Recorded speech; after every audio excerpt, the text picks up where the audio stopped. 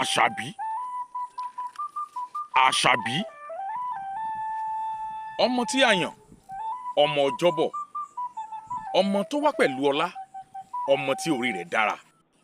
Àṣàbí a máa fún ìdílé níyì, a máa fún ilé ní ọlá. Àṣàbí, ọmọ tí ọwọ́ rẹ̀ yan wúrà, tí ẹsẹ̀ rẹ̀ sì yan fàdákà. Àṣàbí kì í ṣe ènìyàn lásán, a yàn án fún ohun agbára kan ni. Ọmọ tí kò ṣèṣì wáyé, tí ìwà sáyé rẹ̀ jẹ́ ìtura fún bàbá àti ìyá rẹ̀.